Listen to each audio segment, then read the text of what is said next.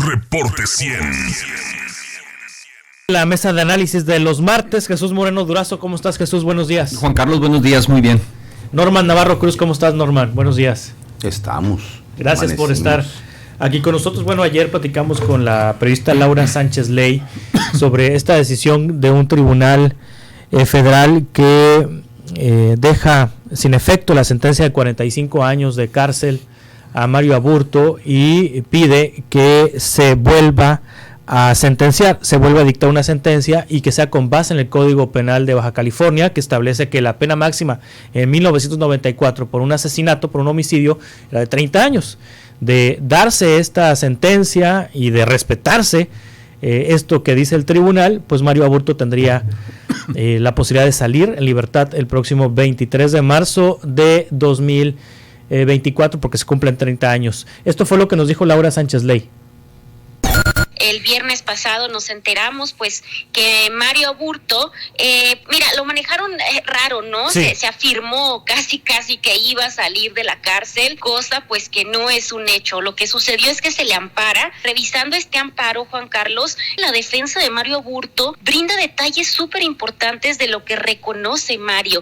Y acá se reconoce que Mario Aburto dio el primer disparo de la cabeza. Eso me parece súper interesante. Sin embargo, aseguran que el segundo disparo no, y que nunca se realizaron los peritajes suficientes para determinar quién había sido el autor del segundo disparo que terminó con la vida de Luis Donaldo Colosio. La pena máxima del Código Estatal de Baja California nos marcaría 30 años, que se cumplen el próximo mes de marzo. Sin embargo, pues sabemos que siempre pasan muchísimas cosas, ¿no? Tenemos mucha gente todavía en prisión sin una sentencia, a pesar de que ya cumplió pues el tiempo en prisión, ¿no? Eso pasa muchísimo en nuestro país. Entonces, a mí la verdad, si te estoy muy sincera, me parece muy aventurado asegurar que va a salir ya. Jesús. Bueno, primero decir que estas investigaciones parecen de esos casos que están como suspendidos en el aire, ¿no? Después de 30 años, pero lo que te decía ayer Laura Sánchez Ley, que hay que decirlo, es una periodista acreditada y que conoce muy bien el caso. Yo rescato 2 o 3 asuntos que me parecen importantes. Primero, la precisión de la resolución del primer tribunal colegiado con sede en Toluca de invalidar la sentencia sobre Mario Aburto y volver a dictar sentencia acorde al Código Penal de Baja California, que ya lo señalabas tú, Juan Carlos, implicaría establecer una pena de 30 años a Mario Aburto. Segundo, ella te hablaba de un amparo tramitado por la defensa de Aburto, un amparo donde se reconoce finalmente que horas después de haber ultimado a Luis Donaldo Colosio en Lomas Taurinas, el marzo 23 del 94, y cuando se lleva a los separos policiales en Tijuana, Mario Aburto eventualmente pudo haber sido sacado de ahí. Hay versiones encontradas a lo largo del tiempo, de que se lo llevaron a playas de Tijuana, que se lo llevaron a un canal y pudo eventualmente haber sido torturado. Entiendo que esa versión está también sobre la mesa en el litigio por parte de la defensa de Aburto para reabrir ahora sí la investigación por delito de tortura horas después de haber sido asesinado. Y un tercer caso que me pareció interesante ya es más reciente y habría que tomarlo con las reservas de la ley y habría que escuchar también la otra versión. Es cuando aparece hace un par de años, al haber sido trasladado del penal de Huimanguillo en Tabasco a Guanajuato, que acusa haber sido también torturado me parece que en el penal de Guanajuato, en una orden de traslado de varios reos que dio el entonces secretario de Seguridad Pública del Gobierno Federal, Alfonso Durazo. Entonces, ese dato creo que para el caso de Sonora le pone una atención especial al asunto de Luis Donaldo Colosio. Yo coincido plenamente con Laura Sánchez Ley y por los antecedentes que tenemos en materia de Estado de Derecho en México, yo vería con muchas reservas esa posibilidad de que Mario Aburto pudiera salir, no soy abogado, siempre me gusta aclararlo, pudiera salir en el corto plazo. Sí, Norman. Bueno, esto nos vuelve a demostrar que en ese momento y mucho de lo que pasó después, en cuestión de procuración de justicia, México estaba en la época de las cavernas, por así decirlo. Estaba muy atrasado. Hace 30 años se tomaban decisiones con base en lo que decía el gobernador, en lo que decía el presidente, y 30 años después el pasado les alcanza, y esta es la realidad de la historia. Yo les recomendaría en Excelsior una columna de José Elías Romero Apis, quien fue uno de los que estuvo metido en estos cambios legales que ahora están repercutiendo en demostrar que se juzgó de manera ilegal, así como se procesó inicialmente el caso de manera fuera de la ley. Ahora nos viene a confirmar la historia que sí, todo se hizo, como dicen coloquialmente en el pueblo, con las patas.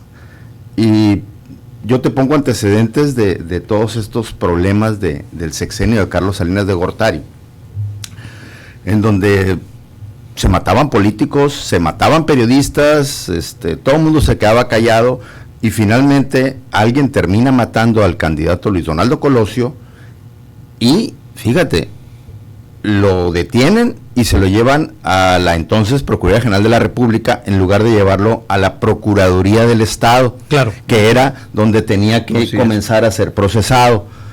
En el principio se lucubró, se manejó que como era un gobierno del PAN, que tenían miedo que lo fueran a liberar, que no lo fueran a condenar, la desconfianza, y comienza el gobierno federal a infiltrar todo esto, y todos los periodistas nos tragamos la historia como tal. Después se alegó la facultad de atracción del gobierno federal. La facultad de atracción en ese momento se había ideado un año antes, en el 93, y lo platica el mismo Elías Romero Apis, quien estuvo metido en el embrollo legal y había ciertas reglas. Fíjate qué curioso. La facultad de atracción, que fue por la que se llevaron a ley federal el juicio de aborto, había sido aprobada apenas en enero de 1994. O sea, no habían pasado escasos 2 meses cuando agarran y jalan. De hecho, creo que, si no mal recuerdo, fue el primer caso de atracción del gobierno federal. No estoy diciendo que ya lo tenían armado, pactado, pero hay una casualidad ahí, pues, en los tiempos.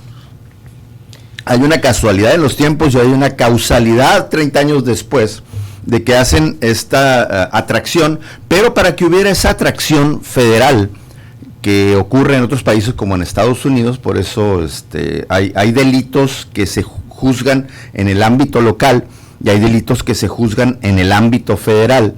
Tiene que haber ciertas reglas para ejecutar esa atracción. Esa atracción se debe de dar porque hay algún caso local que es el homicidio, algún caso federal que es el disparo de arma de fuego, que es un delito menor que el homicidio, pero que es de orden federal y se puede practicar la atracción del orden federal, pero tenía que haber por lo menos 2 delitos federales. Entonces, la defensa de Mario Aburto simple y sencillamente lo que hace es demostrar que se le juzgó de manera completamente ilegal, como era algo normal hace 30 años. Mucha gente dice, no, lo que pasa que había legalidad. Y la calentadita era normal también. Ese es otro juicio. O sea, la calentadita. Ese es otro juicio que está en el expediente desde la misma noche en que declaran a Mario Aburto. Está todo ahí, la información. Agarran a Mario Aburto, lo envuelven en una como especie de colchón. Era como una espuma, era una espuma, sí, porque ni siquiera había algo así como profesional en el asunto. En ese momento, quien estaba ahí en Baja California Sur, fíjate, no era ni siquiera el gobernador de Baja California Sur. Era Manlio. Era el gobernador de Sonora, Manlio Fabio Beltrones, que coincidentemente todos los gobernadores de los estados estaban en una reunión en Los Pinos con Carlos Salinas de Gortari esa tarde del 23 de marzo de 1994, y el único gobernador que estaba en su estado era Manlio Fabio Beltrones, porque estaba en una reunión de gabinete en donde estaba también el papá de Luis Donaldo Colosio, Colosio Fernández, Don Luis Colosio Fernández, porque era el secretario de Ganadería del gobierno de Beltrones. Entonces, cuando pasan los hechos, Manlio Fabio estaba con don Luis Colosio a un lado. Le mandan a hablar, sale a su despacho y ya le dicen, ¿sabes qué? Acaban de darle un tiro a Luis Donaldo. Va Manlio Fabio, trata de suavizar las cosas, le dice a don Luis que pues le pegaron, parece que con un palo, pero que está en el hospital, y comienza esa fatídica tarde-noche, y comienzan todos estos 29 años de complicaciones jurídicas que vienen a dar al traste ahora, cuando ya finalmente una autoridad judicial dice, sí es cierto, no se le juzgó como se le debió haber juzgado hace 29 años, entonces por tal tiene que reponerse el proceso con la penalidad que existía en ese momento en el estado de Baja California, que la penalidad máxima para un homicidio, en este caso calificado, era de 30 años. Se jugó demasiado con la información, se jugó demasiado con el expediente, hay demasiados tropezones. Esto obviamente ha sido usado por Mario Aburto, quien de una manera, desde que está metido en la cárcel, comienza a leer todos los códigos, todas las leyes, todas las defensas. Y ahora recientemente, cuando le pide al presidente López Obrador que se vea su caso, la defensa federal toma nota de los detalles y se da cuenta de todo esto.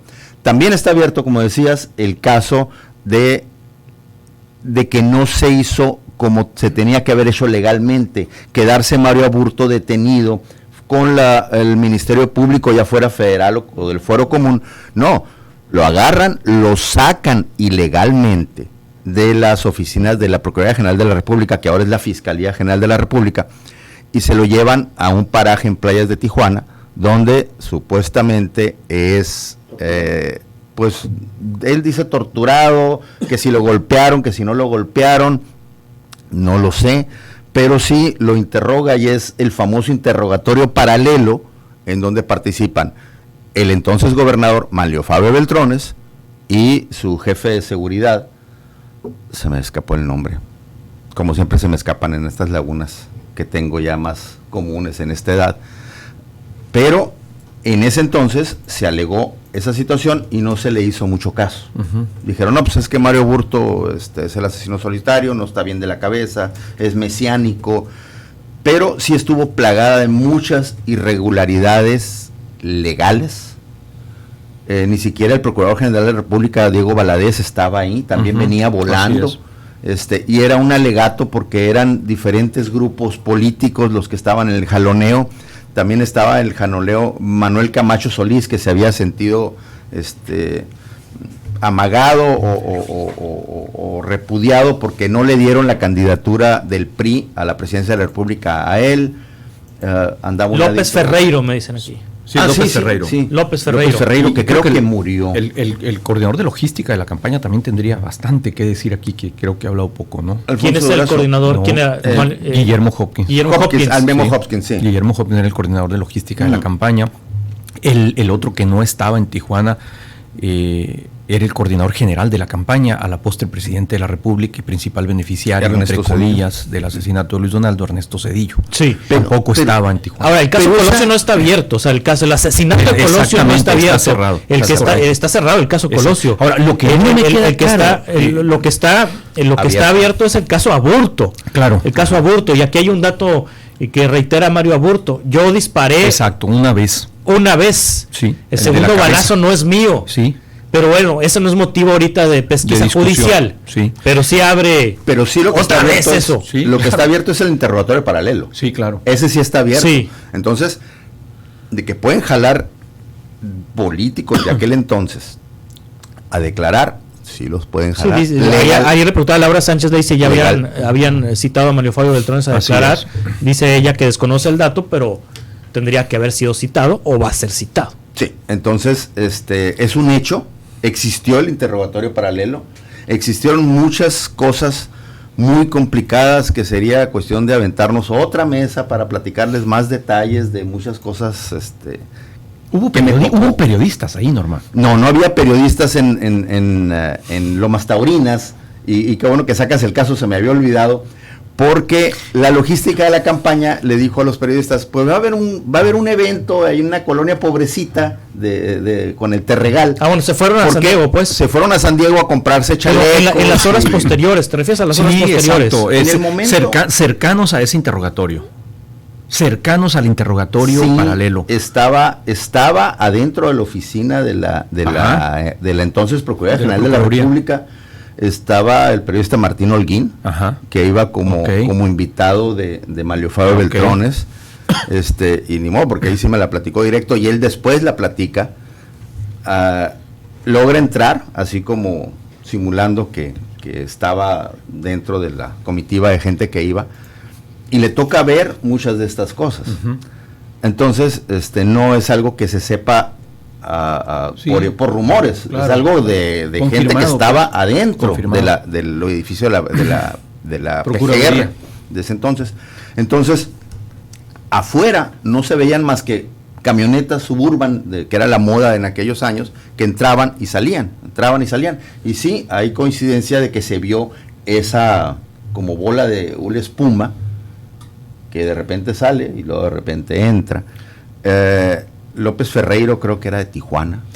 Me dice el periodista Jorge Morales que no está muerto, vive en San Diego.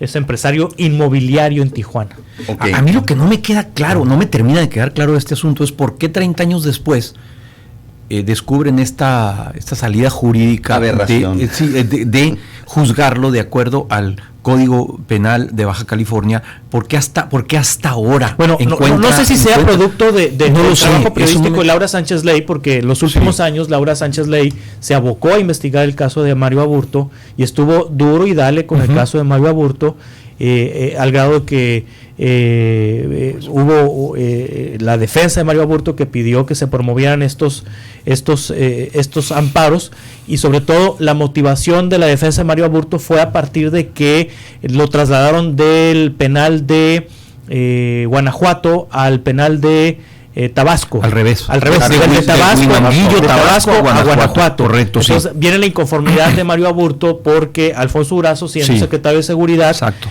nos dice Laura Sánchez Ley, ordena el traslado de Mario Aburto a otro penal y donde habría sido torturado nuevamente, y a partir de ahí revive el caso de tortura.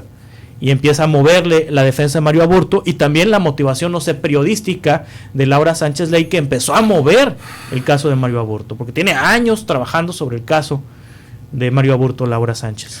Nada más una anotación al lado.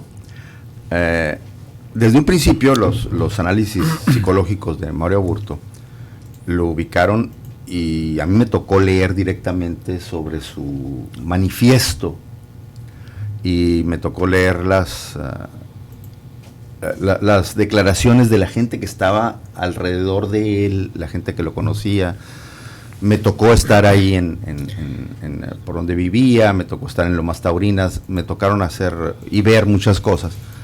Sí tiene cierto grado de mitomanía. Había cosas que él manifestaba o que él decía. ¿A Aburto te refieres? A Aburto. Sí, bueno, Laura Sánchez lo dice en su libro. Sí, había muchas cosas. A mí me consta porque me tocó escucharlo de la gente que lo conoció. Entonces, hay muchos detalles en donde tienes que irte con pies de plomo, no irte completo con la versión, y buscar pruebas de lo que se dice o lo que él asegura. Bueno, él acepta que le dio el primer disparo. No, lo acepta, el primer disparo sí. Lo acepta. Lo acepta completamente. Él lo acepta y lo reitera ahora en este juicio de amparo. Pero hay otro detalle, fíjate, muy curioso. Él al principio dice que él llegó cuando ya se estaba acabando el evento.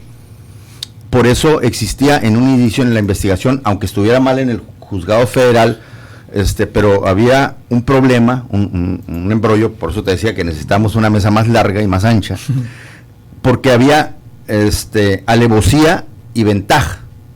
O sea, él iba a cazarlo prácticamente y ya llevaba un arma. Había una ventaja y había una alevosía, pero no había una premeditación, porque no se podía demostrar que él había llegado al evento.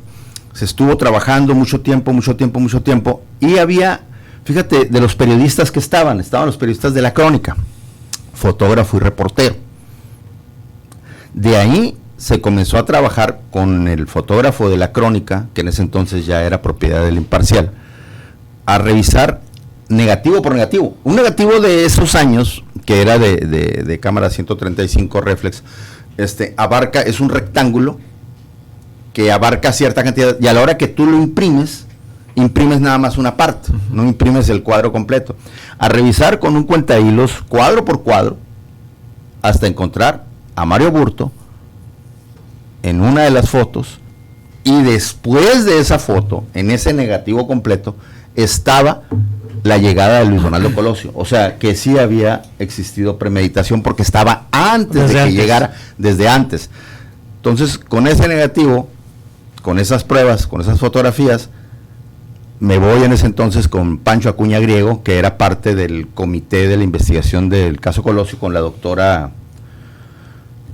Mira, siguen después de Montes estuvo la doctora como fiscal especial del caso Colosio, Olga, pero no es Olga Armida.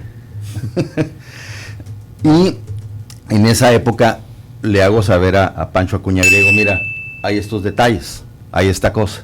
Olga Islas de González Mariscal. Olga Ida. Islas, ajá. Perdón. No, Olga Ida es otra amiga, ¿no? De aquí de la localidad. Entonces, ¿qué pasa?